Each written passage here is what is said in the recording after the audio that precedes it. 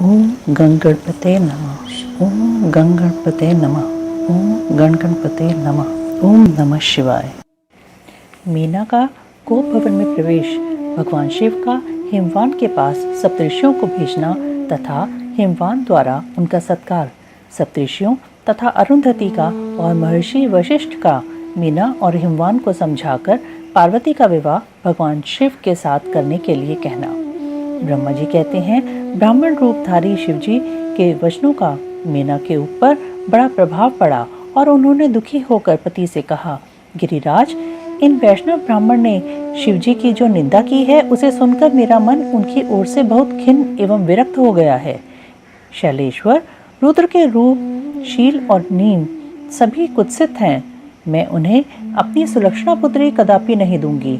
यदि आप मेरी बात नहीं मानेंगे तो मैं निसंदेह मर जाऊंगी। अभी इस घर को छोड़ दूंगी अथवा विष खा लूंगी। पार्वती के गले में फांसी लगाकर गहन वन में चली जाऊंगी अथवा उसे महासागर में डुबो दूंगी, परंतु अपनी बेटी को रुद्र के गले नहीं मढ़ूंगी। ऐसा कहकर मीना तुरंत कोप भवन में चली गईं और अपने हार को फेंक कर रोती हुई धरती पर लौट गईं। इधर भगवान शिव को इस बात का पता लगा। तब उन्होंने अरुंधति सहित सप्तऋषियों को बुलाया तथा मीना के पास जाकर उन्हें समझाने की आज्ञा दी। शिवजी का आदेश प्राप्त कर भगवान शिव को नमस्कार करके वे दिव्य ऋषि आकाश मार्ग से उस स्थान को चल दिए जहाँ हिमवान की नगरी थी। उस दिव्यपुरी को देखकर उन सप्तऋषियों को बड़ा विस्मय हुआ। वे हिमाचलपुरी की परस्पर प्रशंसा करते हुए सब ऐश्वर्यों से भरे पूरे हिमवान के घर जा पहुँचे। उन सूर्य तुल्य तेजस्वी सातों ऋषियों को दूर से आकाश के रास्ते आते देख हिमवान को बड़ा विस्मय हुआ। वे बोले, ये 7 सूर्य तुल्य तेजस्वी मुनि मेरे पास आ रहे हैं। मुझे प्रयत्न पूर्वक इस समय इनकी पूजा करनी चाहिए। सबको सुख देने वाले हम ग्रस्त लोग धन्य हैं, जिनके घर पर ऐसे महात्मा पदार्पण किया करते हैं। ब्रह्मा जी कहते हैं, इसी समय वे मुनि आकाश से उतरकर पृथ्वी पर खड़े हो गए। उन्हें सामने देख हिमवान बड़े आदर के साथ आगे बढ़े और हाथ जोड़कर मस्तक झुकाकर उन सप्तऋषियों को प्रणाम करने के पश्चात उन्होंने बड़े सम्मान के साथ उन सबकी पूजा की तथा उन्हें आगे करके कहा, मेरा गृह आश्रम आज धन्य हो गया। यूं कहकर उन्हें बैठने के लिए भक्तिपूर्वक आसन लाकर दिया। जब वे आसनों पर बैठ गए तब उनकी आज्ञा लेकर हिमवान भी बैठे और वहां उन ज्योतिर्मय महर्षियों से इस प्रकार बोले। हिमवान ने कहा, आज मैं धन्य हूँ, कृतकृत्य हूँ। मेरा जीवन सफल हो गया। मैं लोक में बहुत से तीर्थों की भांति दर्शनीय बन गया, क्योंकि आप जैसे विष्णु रूपी महात्मा मेरे घर पधारे हैं। आप लोग पूर्ण काम हैं। हम दीनों के घरों में आपका क्या काम हो सकता है। तथापि मुझ सेवक के योग्य यदि कोई कार्य है तो कृपा पूर्वक उसे अवश्य कहें। उसे पूर्ण करने से मेरा जीवन सफल हो जाएगा। ऋषि बोले, शैलराज, भगवान शिव को जगत का पिता कहा गया है और शिवा जगन माता मानी गई हैं। अतः तुम्हें महात्मा शंकर को अपनी कन्या देनी चाहिए। हिमालय, ऐसा करके तुम्हारा जन्म सफल हो जाएगा तथा तुम जगत गुरु के भी गुरु हो जाओगे, इसमें संशय नहीं है। मुनीश्वर, सप्तऋषियों का यह वचन सुनकर हिमवान ने दोनों हाथ जोड़ उन्हें प्रणाम करके इस प्रकार कहा।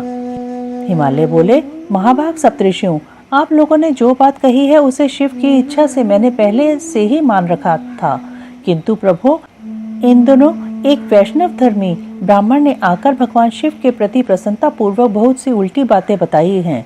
तभी से शिव की माता का ज्ञान भ्रष्ट हो गया है। वे अपनी बेटी का विवाह उस योगी रुद्र के साथ नहीं करना चाहती।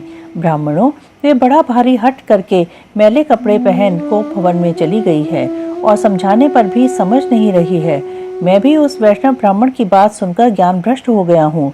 आपसे सच कहता हूँ, भिक्षुक रूपधारी महेश्वर को बेटी देने की मेरी भी अब इच्छा नहीं है। ब्रह्मा जी कहते हैं, नारद, मुनियों के बीच में बैठे हुए शैलराज शिव की माया से मोहित हो उपयुक्त बात कहकर चुप हो रहे। तब उन सभी सप्तऋषियों ने शिव की माया की प्रशंसा करके मीना के पास अरुंधति को भेजा। पति की आज्ञा पाकर ज्ञानदायिनी अरुंधति देवी तुरंत उस घर में गईं जहां मीना और पार्वती थीं। जाकर उन्होंने देखा मीना शोक से आकुल होकर पृथ्वी पर पड़ी है। तब उन साध्वी देवी ने बड़ी सावधानी के साथ मधुर एवं हितकर बात कही। अरुंधति बोली, साध्वी रानी मेनके, उठो, मैं अरुंधति तुम्हारे घर में आई हूँ तथा दयालु सप्तऋषि भी पधारे हैं। अरुंधति का स्वर सुनकर मेनका शीघ्र उठ गईं और लक्ष्मी जैसी तेजस्विनी उन पतिव्रता देवी के चरणों में मस्तक रखकर बोली। मीना ने कहा, अहो, हम पुण्य जन्मा जीवों को आज यह किस पुण्य का फल प्राप्त हुआ है कि हमारे इस घर में जगत सृष्टा ब्रह्मा जी की पुत्रवधू और महर्षि वशिष्ठ की पत्नी पधारी हैं। देवी, आप किस लिए आई हैं, यह मुझे बताइए। मैं और मेरी पुत्री आपकी दासी के समान हैं। आप हम पर कृपा कीजिए। मेनका के ऐसा कहने पर साध्वी अरुंधति ने उनको बहुत अच्छी तरह समझाया बुझाया और उन्हें साथ ले वे प्रसन्नता पूर्वक उस स्थान पर आईं जहाँ वे सप्तऋषि विद्यमान थे। सप्तऋषि गण बातचीत में बड़े निपुण थे। उन सब ने भगवान शिव के युगल चरणार विंदों का स्मरण करके शैलराज को समझाना आरंभ किया। ऋषि बोले, शैलेंद्र, हमारा शुभ कारक वचन सुनो। तुम पार्वती का विवाह शिव के साथ कर दो और संहार करता रुद्र के श्वसुर हो जाओ। शंभु सर्वेश्वर हैं, वे किसी से याचना नहीं करते। स्वयं ब्रह्मा जी ने तारकासुर के विनाश के लिए एक वीर पुत्र उत्पन्न करने के उद्देश्य को लेकर भगवान शिव से यह प्रार्थना की है कि वे विवाह कर लें। भगवान शंकर तो योगियों के शिरोमणि हैं, वे विवाह के लिए उत्सुक नहीं हैं। केवल ब्रह्मा जी की प्रार्थना से ही वे महादेव तुम्हारी कन्या का पाणी ग्रहण करेंगे। तुम्हारी पुत्री ने जब तपस्या की थी उस समय उसके सामने उन्होंने उससे विवाह की प्रतिज्ञा कर ली थी। इन्हीं दो कारणों से वे योगीराज शिव विवाह करेंगे। ऋषियों की यह बात सुनकर हिमालय हंस पड़े और कुछ भयभीत हो विनय पूर्वक बोले। हिमालय ने कहा, मैं शिव के पास कोई राजोचित सामग्री नहीं देखता हूँ। उनका न कोई घर है, न ऐश्वर्य है और न कोई स्वजन या बंधु बांधव ही हैं। मैं अत्यंत निर्लिप्त योगी को अपनी बेटी देना नहीं चाहता। आप लोग वेद विधाता ब्रह्मा जी के पुत्र हैं, अतः अपना निश्चित विचार कहिए। जो पिता काम से, मोह से, भय से अथवा लोभ से किसी अयोग्य वर के हाथ में अपनी कन्या दे देता है, वह मरने के बाद नरक में जाता है। अतः मैं स्वेच्छा से भगवान शूलपाणी को अपनी कन्या नहीं दूंगा। इसलिए महर्षियों, जो उचित विधान हो उसे आप लोग कीजिए। मुनीश्वर नारद हिमाचल के इस वचन को सुनकर बातचीत करने में निपुण महर्षि वशिष्ठ ने उनसे यूं कहा। वशिष्ठ बोले, शैलेश्वर, मेरी बात सुनो। यह सर्वथा तुम्हारे लिए हितकारक, धर्म के अनुकूल, सत्य तथा इहलोक और परलोक में सुखदायक है। शैलराज, लोक तथा वेद में 3 प्रकार के वचन उपलब्ध होते हैं। शास्त्रज्ञ पुरुष अपनी निर्मल ज्ञान दृष्टि से उन सब प्रकार के वचनों को जानता है। एक तो वह वचन है जो तत्काल सुनने में बड़ा सुंदर लगता है, परंतु पीछे वह असत्य एवं अहितकारक सिद्ध होता है। ऐसा वचन बुद्धिमान शत्रु ही कहता है, उससे कभी हित नहीं होता। दूसरा वह है जो आरंभ में अच्छा नहीं लगता, उसे सुनकर अप्रसन्नता ही होती है, परंतु परिणाम में वह सुख देने वाला होता है। इस तरह का वचन कहकर दयालु धर्मशील बांधवजन ही कर्तव्य का बोध कराता है। तीसरी श्रेणी का वचन वह है जो सुनते ही अमृत के समान मीठा लगता है और सब काल में सुख देने वाला होता है। सत्य ही उसका सार होता है, इसलिए वह हितकारक हुआ करता है। ऐसा वचन सबसे श्रेष्ठ और सबके लिए अभीष्ट है। शैलराज, इस तरह नीति शास्त्र में 3 प्रकार के वचन कहे गए हैं। इन तीनों में से तुम्हें कौन सा वचन अभीष्ट है, बताओ, मैं तुम्हारे लिए वैसा ही वचन कहूँगा। भगवान शंकर संपूर्ण देवताओं के स्वामी हैं। उनके पास बाहम संपत्ति नहीं है।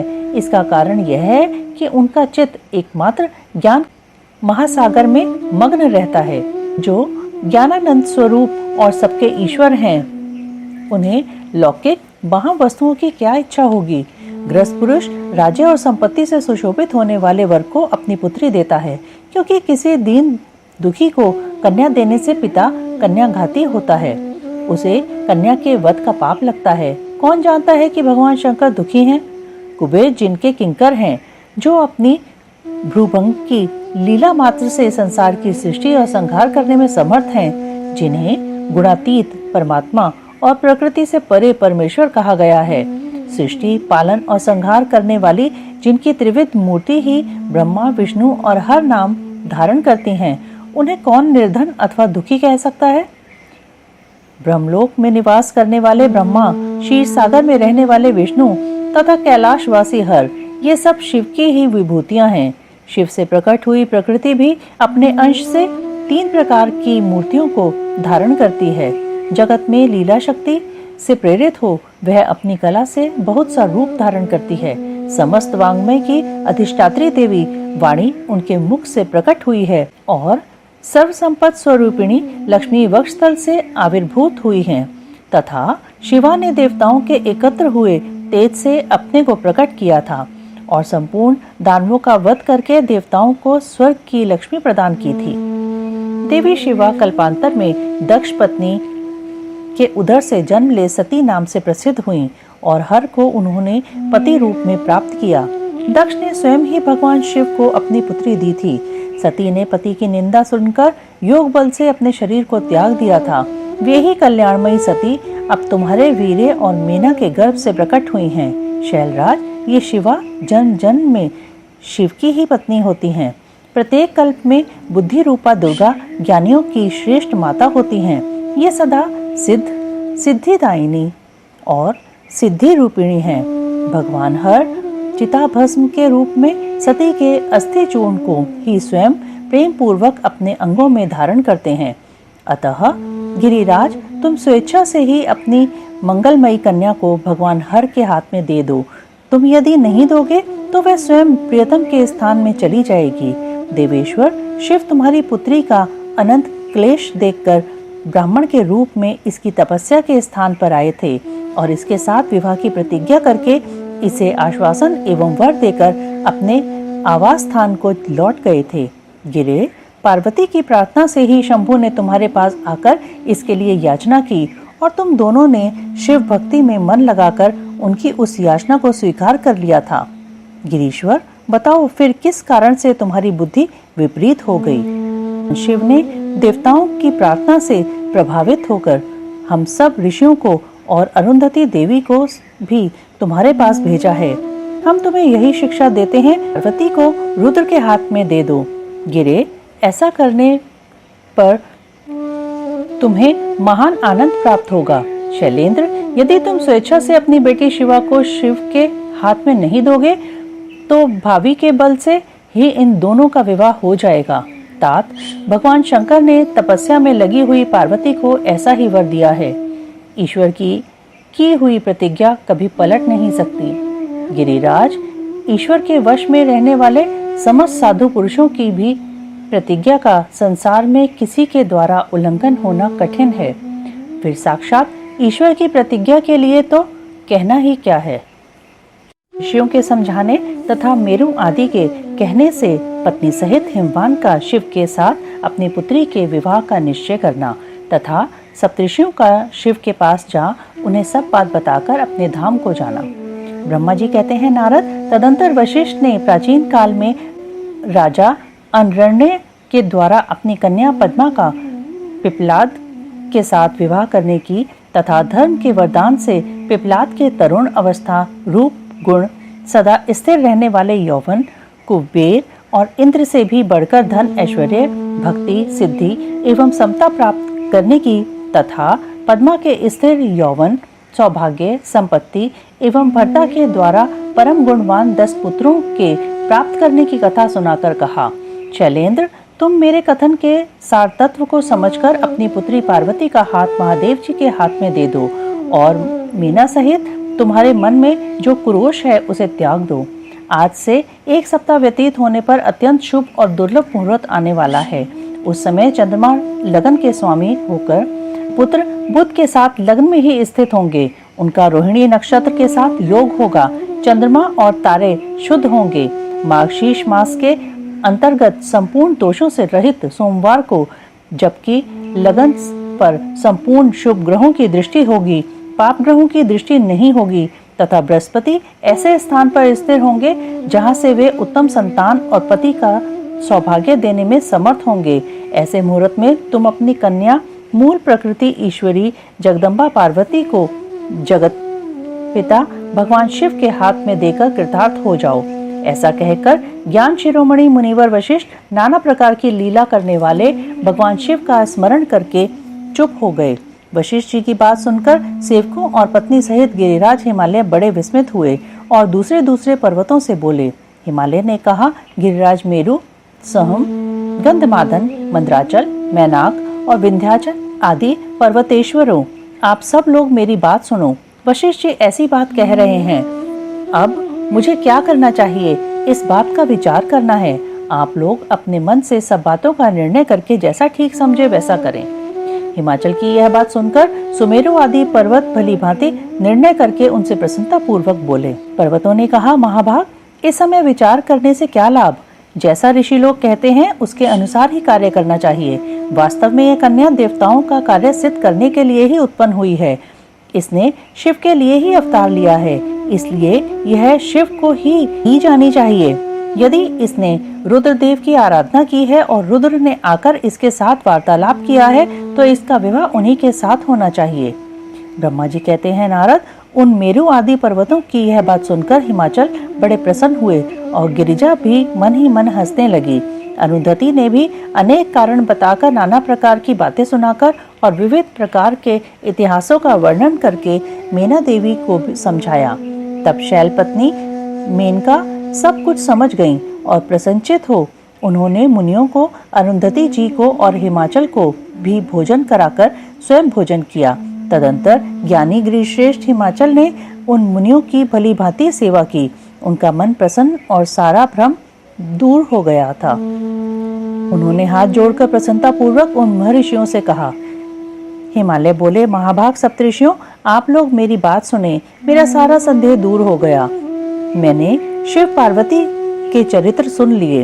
अब मेरा शरीर, मेरी पत्नी मेना, मेरे पुत्र पुत्री, रिद्धि सिद्धि तथा अन्य सारी वस्तुएं भगवान शिव की ही हैं, दूसरे किसी की नहीं।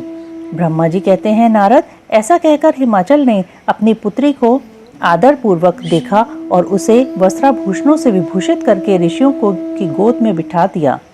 तत्पश्चात वे शैलराज पुनः प्रसन्न हो ऋषियों से बोले, यह भगवान रुद्र का भाग है, इसे मैं उन्हीं को दूंगा, ऐसा निश्चय कर लिया है।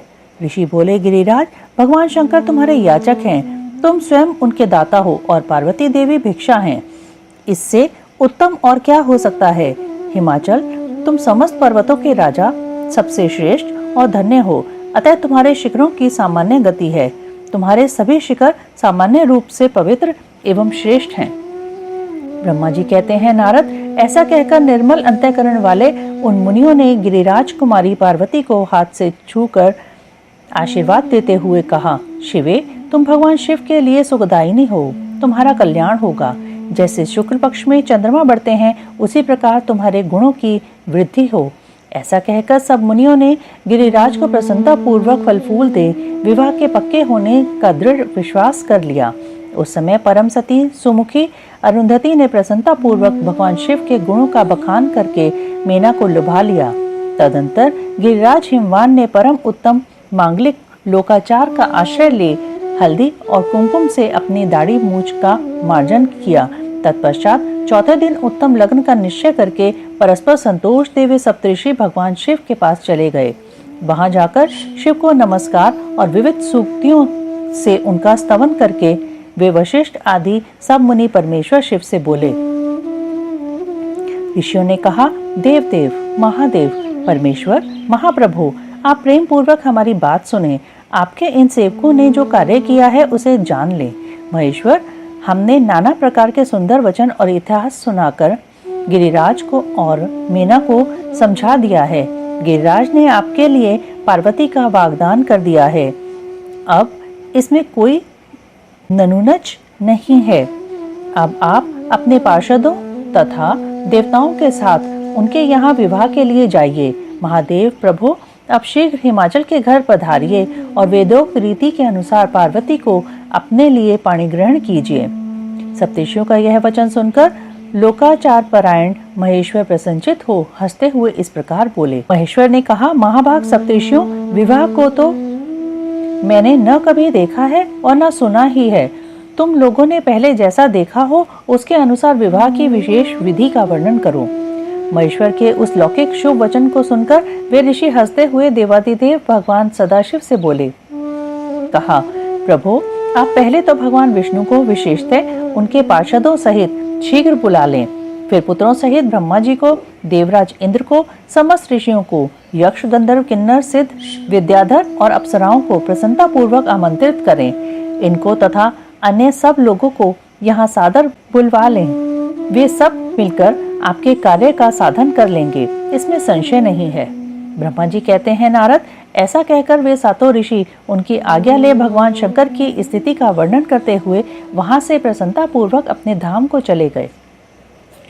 हिमवान का भगवान शिव के पास लग्न पत्रिका भेजना, विवाह के लिए आवश्यक सामान जुटाना, मंगलाचार का आरंभ करना, उनका निमंत्रण पाकर पर्वतों और नदियों का दिव्य रूप में आना, पुरी की सजावट तथा विश्वकर्मा द्वारा दिव्य मंडप एवं देवताओं के निवास के लिए दिव्य लोकों का निर्माण करवाना।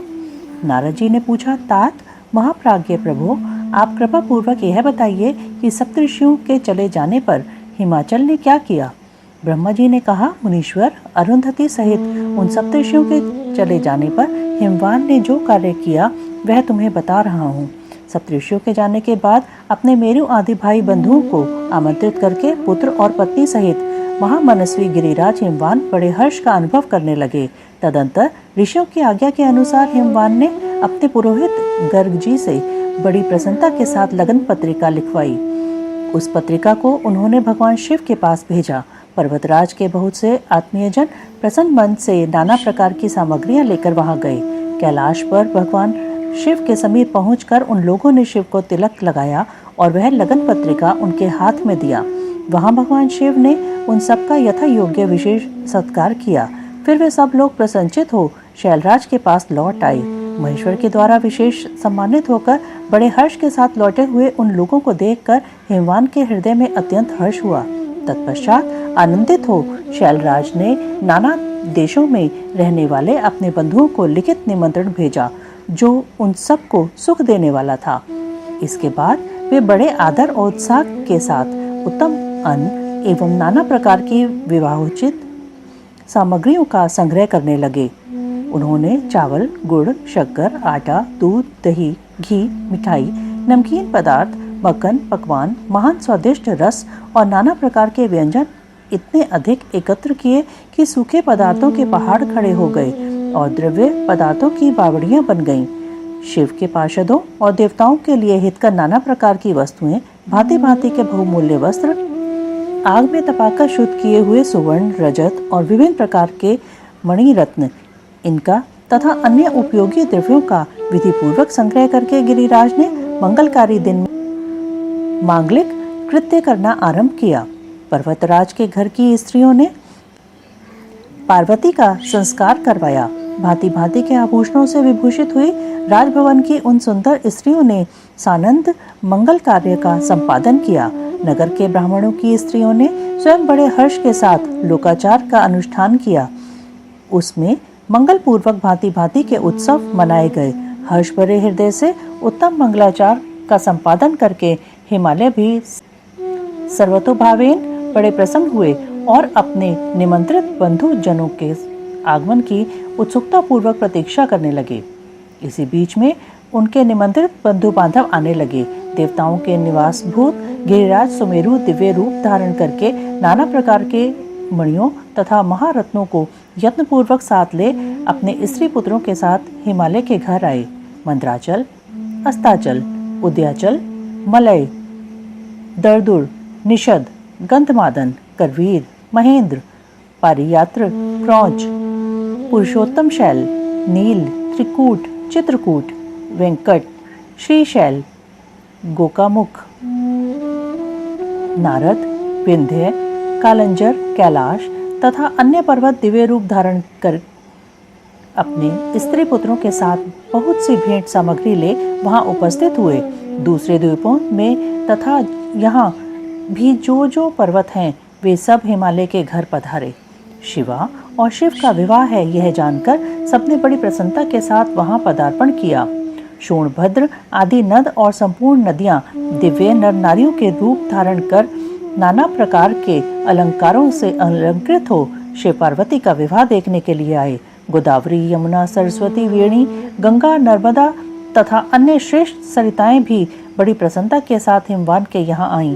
उन सब के आने से हिमालय की दिव्यपुरी सब ओर से भर गई। वह सब प्रकार की शोभाओं से संपन्न थी। वहाँ बड़े बड़े उत्सव हो रहे थे। ध्वजा पताकाएं फहरा रही थीं। बंधनवारों से उनकी अधिक शोभा होती थी। चारों ओर चंदोवे तने होने से वहाँ सूर्य का दर्शन नहीं होता था।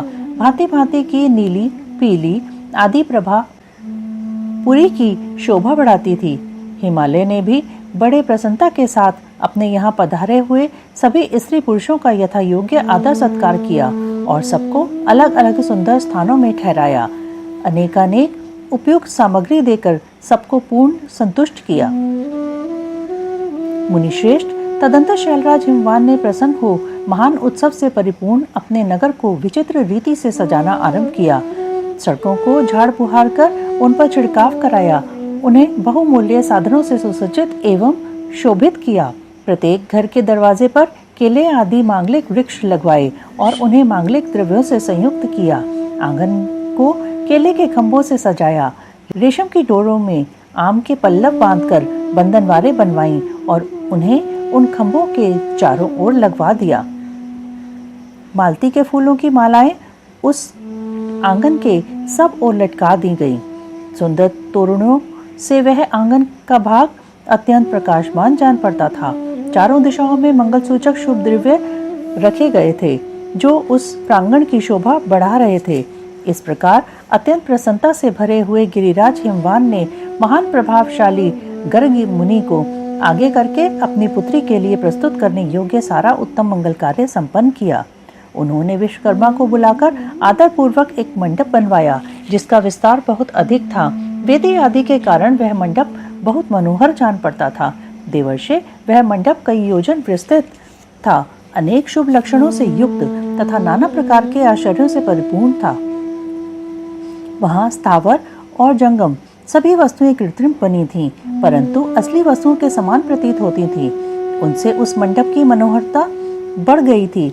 वहाँ सब और ऐसी अद्भुत वस्तुएं थीं जो उस मंडप का सर्वस्व जान पड़ती थीं। नाना प्रकार की निराली वस्तुओं का चमत्कार वहाँ छा रहा था। वहाँ की स्थावर वस्तुओं से जंगम और जंगम वस्तुओं से स्थावर पराजित हो रहे थे, अर्थात वे एक दूसरे से बढ़कर शोभाशाली और चमत्कार पूर्ण दिखाई देते थे। उस मंडप की स्थल भूमि जल से पराजित हो रही थी, अर्थात चतुर से चतुर मनुष्य भी यह नहीं जान पाते थे कि इसमें कहाँ जल है और कहाँ स्थल। कहीं कृत्रिम सिंह बने थे और कहीं सारसों की पंक्तियां, कहीं बनावटी मोर थे जो अपनी सुंदरता से मन को मोह लेते थे, कहीं कृत्रिम स्त्रियां थी जो पुरुषों के साथ नृत्य करती हुई देखी जाती थी। वे कृत्रिम होने पर भी सब लोगों की ओर देखती और उनके मन को मुंह में डाल देती थी। उसी विधि से मनोहर द्वारपाल बने थे जो स्थावर होने पर भी जंगमों के समान जान पड़ते थे। वे अपने हाथों से धनुष उठाकर उन्हें खींचते देखे जाते थे। द्वार पर कृत्रिम महालक्ष्मी खड़ी थीं, जिनकी रचना अद्भुत थी। वह समस्त शुभ लक्षणों से संयुक्त दिखाई देती थीं। उन्हें देखकर ऐसा जान पड़ता था मानो क्षीर सागर से साक्षात लक्ष्मी ही आ गई हों। उस मंडप में स्थान स्थान पर सजे सजाए कृत्रिम हाथी खड़े किए गए थे जो अपनी असली हाथियों के समान ही प्रतीत होते थे। घुड़सवारों सहित घोड़े और हाथी सवारों सहित हाथी बनाए गए थे। जहाँ तहाँ रथियों सहित रथ बने थे जो कृत्रिम अश्वों से ही खींचे जाते थे। उन्हें देखकर लोगों को बड़ा आश्चर्य होता था। इनके सिवा दूसरे कृत्रिम वाहन भी वहाँ खड़े थे। पैदल सिपाहियों की कृत्रिम सेना भी वहाँ मौजूद थी। मुने प्रसन्नचित्त वाले विश्वकर्मा ने देवताओं और मुनियों को भी मुंह में डालने के लिए वहाँ ऐसी अद्भुत रचनाएं की थी। मंडप के सबसे बड़े फाटक पर कृत्रिम नंदी खड़ा था जो शुद्ध स्फटिक मणि के समान उज्जवल कांति से सुशोभित होता था। भगवान शिव के वाहन नंदी की जैसी आकृति है ठीक वैसा ही वह भी था।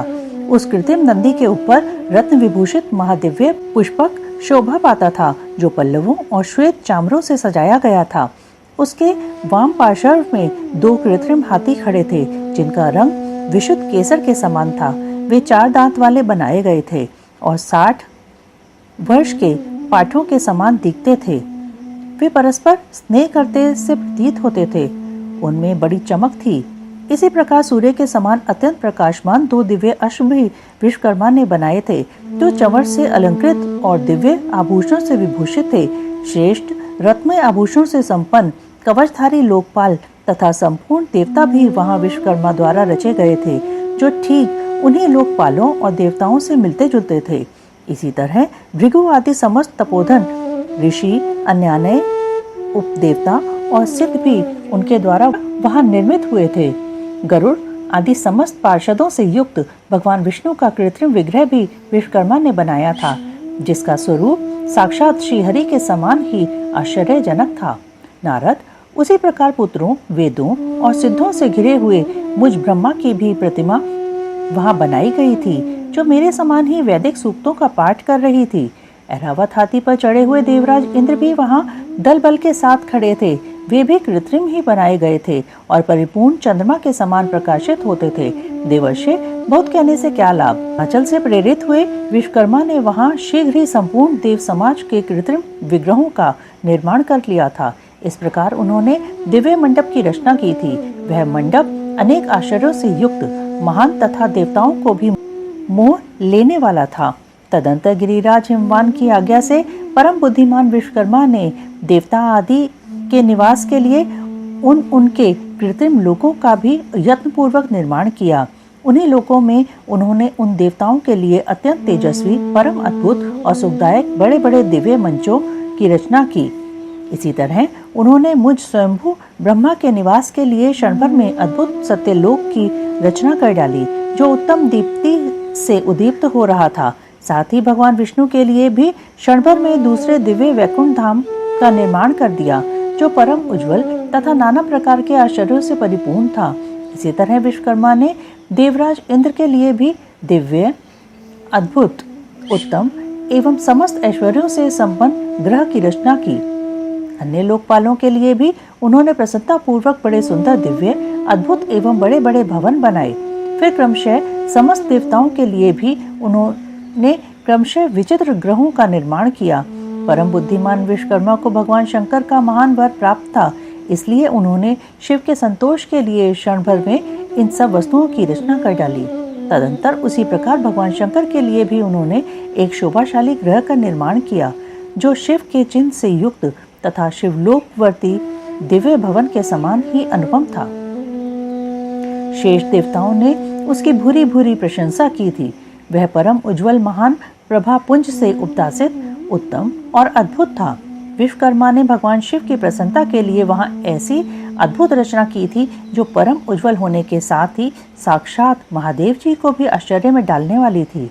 इस प्रकार यह सारा लौकिक व्यवहार करके हिमाचल बड़ी प्रसन्नता के साथ भगवान शंभु के शुभागमन की प्रतीक्षा करने लगे।